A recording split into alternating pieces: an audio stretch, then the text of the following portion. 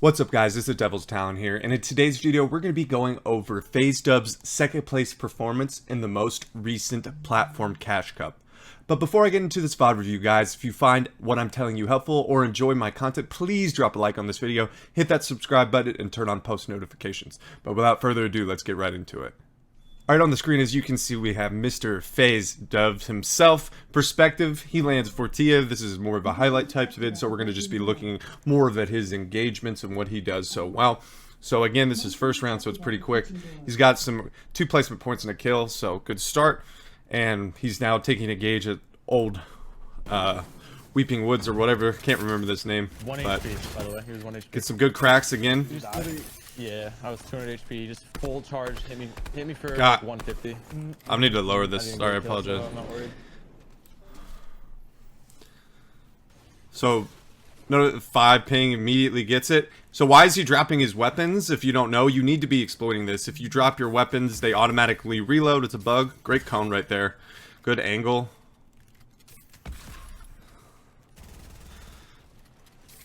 Wow, that was so smart to drop him down. Really good. But again, abusing, if you're going to be using Oceans, you're going to need a P90 or a sub to follow up. And this is what Oceans is so good for, is these long-range tags. This guy is obviously nowhere near good. This guy is just lost. I apologize, guys, there was an ad. But again, just this power lineup, always good to have a P90. And then Oceans is so good for mid to long-range tags. It's really not my favorite weapon, to be honest. I'm not a big fan of the August season. This angle is so good right here. Oh, a little bait right there with the pickaxe gets him to edit out. Good read. And then the P90 is just, again, finished fights. You see all the best players in the world using it. Little left-hand peek right there. He was just caught him off guard.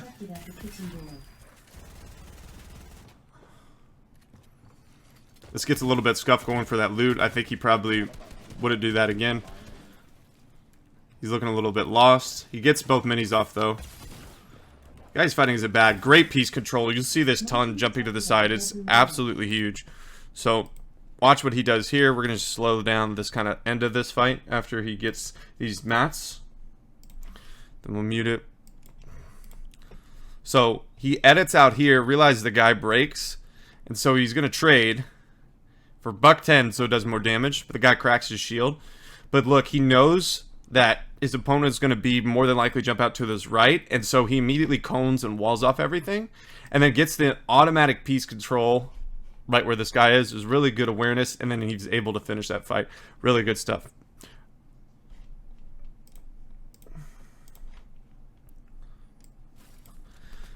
So again, editing through with the blueprints right there.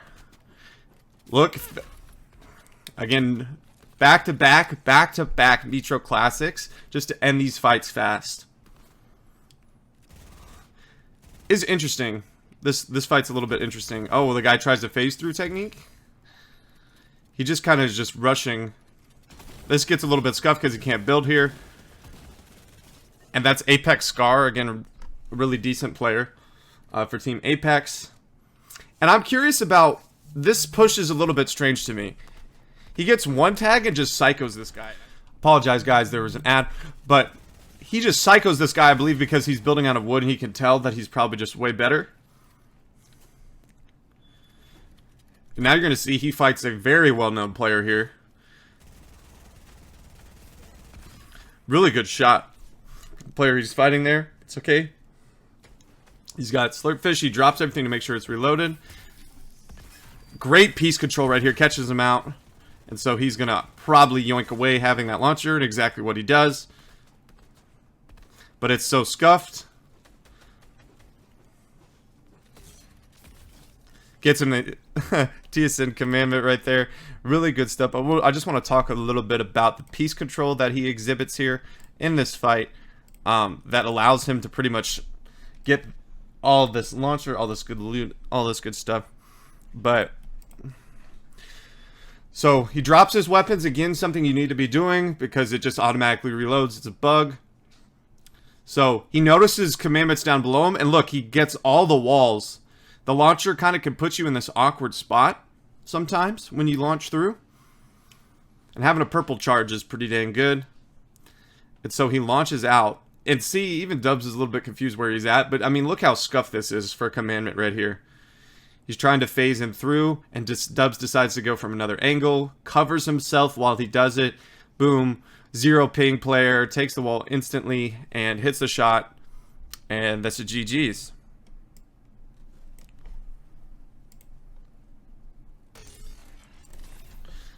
So Booms cracks him.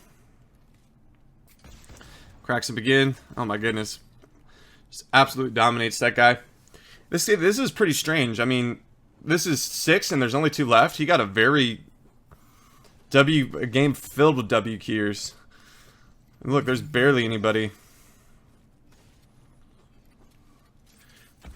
Guy is hanging around his old builds. I mean, it's a 1v1 before even moving. That's absolutely wild. He must have gotten the worst lobby I've probably seen in a while in a Platform Cup. Even for first game. Look at this guy. The guy no shambles, no mats. Easy win to start off for Mr. Dubs. So someone's chunking nades. He's obviously has a chili going. He's faster. Doesn't have a ton of mats. Apologize, there just was an ad. Baiting pickaxe. Look at this angle he takes when he goes for this wall. His movement, I wonder if that was stretched, but Jesus. His movement was so good right there. We're just going to take a look about it. I didn't realize how good his movement is, but watching this a couple times, he's really, really, really hard to hit. So we'll just talk about a couple of things that he does here. So he baits a shot with a pickaxe swing, and then immediately moves to the left, creates a wall for protection. But his mistake is he double swings right there, cracks him. But look at this movement right here with the AR. His movement all around. Everyone gets in a nice massive keyboard. Bloom battle fight, and he ends up winning just because of his movement. But he did make a mistake there, double swinging the pickaxe, because, again, that's what happens. The guy edited on him as soon as it, and then he got piece control and it was a 50-50. Unfortunately, that guy didn't hit his shots. Dubs did, but Dubs also did a great job of using his movement to avoid getting shot. Motion detected at the kitchen door. Motion detected at the bedroom door. So again, getting that Fortia loot, and then he sees these 2 Timmies build fighting. I'm going to say 2 Timmies. I forgot who's actually fighting. You'll recognize one of the names for sure. One falls in the water, and somehow one dies to fall damage because he built a floor. Gets a nice crack, good movement, and he just tracks so well. P90 is so good. Unfortunately, we don't get to see all of his stuff, but I guarantee you he's probably upgrading to a P90. Good. Piece control. Boom. Oh, good attempts at piece control, editing through the blueprints. But obviously they've traded some damage. Good movement again back.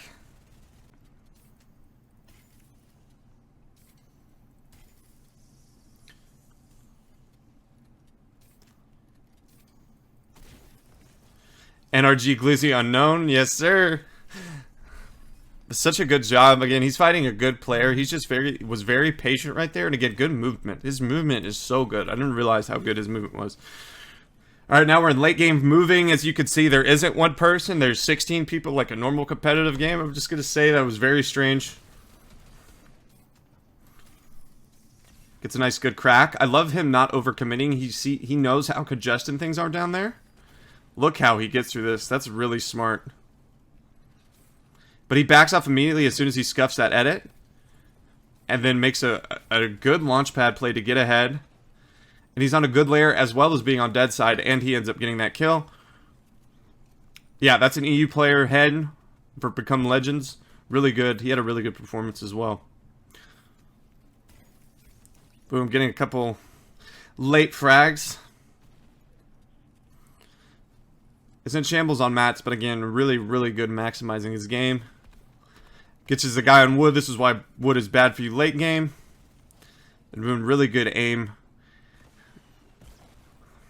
Boom. This is just really good. Knows to get up to a certain level of high ground. Knows he's going to have to deal with RPG. And absolutely dominates that last guy. Kind of through. Let's look at another Fortia fight. So the guy knows he's there, unfortunately, so Notice how he builds wide cones.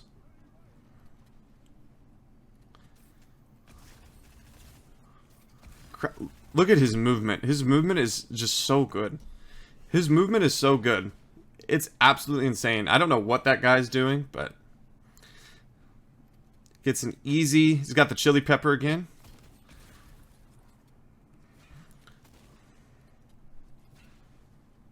He wants to kind of disengage, or he either baits him into a disengage. That was really good.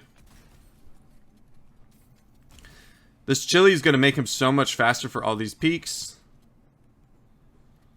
Double swings, gets the piece control. Oh, that cone is so nice. I don't know if he got it off. Killed an outcast member. Let's just watch that little engagement. That was really nice.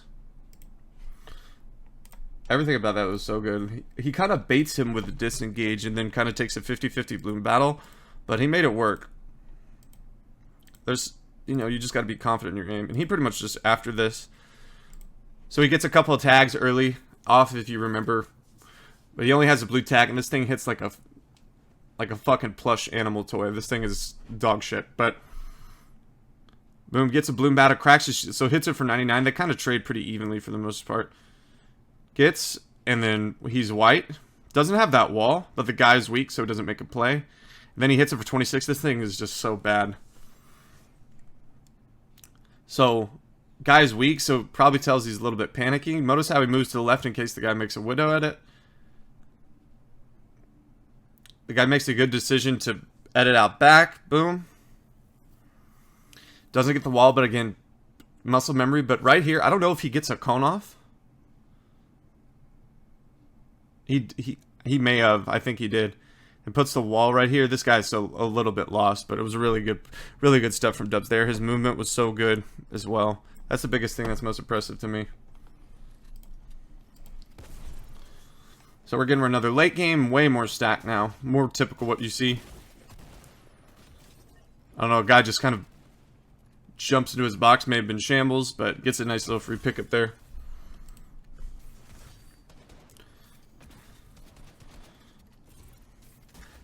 Uses an interesting, like a sort of crash pad to get him a little bit lasered. But he does have enough mats.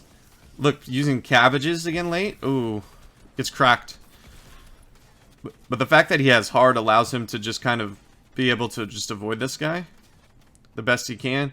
Because he has cabbages, he tank storms to get ahead. And then he just eats the rest of his cabbages. This is such an awkward spot. But again, his movement is allowing him just to be alright. His mechanics are very, very, very, very good. Again, he's going to tank storm to go out and around. There's another max distance. Oh, it was unfortunate he got dropped in his box. Nothing you could do there. That was really, really good what he did. But again, he'll take the top 5. Something you'll see is a little bit strange is these cash cups go on. It's usually you got more people W keying or more people that are just frustrated in general with their tournament. But he's almost top 25 and it's not even into 3rd or 4th. Not even into 4th. This is a little bit scuffed. Fighting in houses is always very scuffed. Ooh, good recognize. I mean, that ramp flip was nasty, but again, tax, you know, the plush toy. Hitting for 24, even with a gold rarity. But this is what is the tack is good for. It gets a nice little crack right there. Good grief. That was Jacques. Oh my goodness, he just bullied Jacques right there. But again, just really good movement, good awareness. Unfortunately, with a season where the tack is predominance. Good rebox. Notice how it automatically switched to wood. He was in wood, and so he switched immediately to brick, to hard. So someone trying to crash pad in his box. So again, he continues to extend. Goes for the cone. Then again, to become Legends player. So has to use those crash pads, right, to exploit as an EU player, just saying that. Just because he's not going to have the ping to be able to take people's walls that aren't in his server. I love the decision to go to a better layer right here. And he's most ahead, so then he just makes, again, a 2-box wide for more space to control and get more angles. Edits this guy down. Oh my goodness, I didn't even notice that the first time. He edits him down. And this is so unfortunate for this guy because he gets edited down on Horrible Lair and then he's just shambles and dead. God, that was 200 IQ. That was so smart. That's another thing that's always huge. Bullying people off your lair. He has tons of mats. A really quick conserve pad. I feel like that type of pad is the best to do as opposed to just putting it over your stair. Because I know sometimes for me, when I place the pad just over my stair, it places and then I'll already be past. Or it won't exactly place. But I really feel like that's the safest way to conserve pad. He's playing everything slowly. Oh, he misses the shot. Gets a 70 crack. Nice. This is so smart. Yet it's through. And the guys catches him reloading. GG's. I don't think Dubs knew it, but that was the grappler. He could have possibly taken it for a height attempt. But as you could probably tell, he's not going to win this match. He did have crash pads, but he didn't have the health. Fuck, I got second, bro. No. Oh, yeah, the grappler. I can't win against Shockwave. It's literally impossible. No, it is not. That's unfortunate that he couldn't win against Shockwave, but he ended up with a second place performance. And some big keys that I just see with Dubs, he's very, obviously mechanics are very, very, very good. But the thing that I noticed a lot of his 50-50s, his keyboard and mouse movement was excellent. He was very hard to hit. It's something I just didn't think of Dubs. When I think of Dubs, I think of great aim. I think of really nutty, fast mechanics. But I mean, that movement was so underrated. And especially you saw it in a lot of the 50-50 up-close battles that he won those. Just his ability to move around, not get hit, and hit his shots in these kind of close, sticky, close, awkward situations with people crash padding in his box or piece controlling him when he made a mistake on that wall. But that's going to do it for this VOD review, guys. I hope you did enjoy it. If you did, drop a like on this video, hit that subscribe button, and turn on post notifications. And I hope to see you in the next one. Peace.